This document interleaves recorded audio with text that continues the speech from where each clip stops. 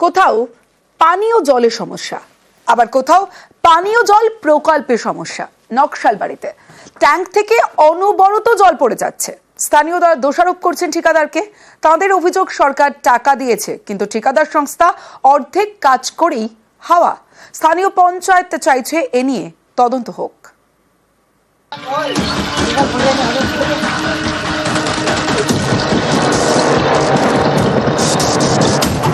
নকশালবাড়িতে সৌরচালিত পানীয় জলের প্রকল্প 3 মাস আগে এই প্রকল্পের কাজ শেষ হয়।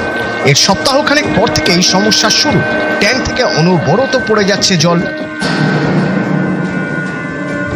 অনগ্রসর কল্যাণ দপ্তরের উদ্যোগ, নকশালবাড়ির দয়ারাম জোতে তৈরি করা হয় সৌরচালিত জল প্রকল্প। তারই এখন বেহাল দশা। স্থানীয়দের অভিযোগ, ঠিকাদার সংস্থা ঠিকমতো কাজই করেন, তার জেরেই এই অবস্থা।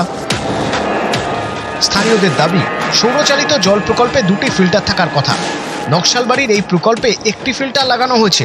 স্থানীয়দের দাবি, জলের ট্যাঙ্ক ঠিকমতো বসায়নি ঠিকাদার সংস্থা। এর জেরে যখন তখন ট্যাঙ্কটি ভেঙে পড়তে পারে। ট্যাঙ্কটা ভালো করে ওয়ার্লিং ঝালাগুলো ভালো হয় নাই। আমাদের কমিটি দেখে ফোন করছে, ওরা ফোন তুলে না, আসবে বলতেছে, আসবে না, আসে না। স্থানীয়দের অভিযোগ, ট্যাঙ্কে থাকা অটোমেটিক সিস্টেম কাজ করছে না। এই কারণে অনবরত জল পড়ে যাচ্ছে। এর জন্য সকলেই ঠিকাদার সংস্থাকে দায়ী করছেন। এত টাকা খরচা করে গভর্নমেন্ট এই প্রজেক্টগুলো করবে সাধারণ মানুষের জন্য, এবার ভয়ে যদি বাচ্চারা জল খেতেই যেতে না পারে, এই তো অকেজো হয়ে যাচ্ছে। আমরা এই বিষয়ে অভিযোগ জানাবো।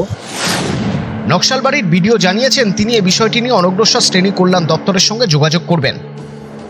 পূর্ণ তদন্ত হোক, কোন এজেন্সি কাজ করেছে, কে বা কারা জড়িত, তদন্ত সাপেক্ষে বের হয়ে আসুক। গভর্নমেন্টের টাকার অপচয় আমরা কোনোভাবে বরদাস্ত করব না।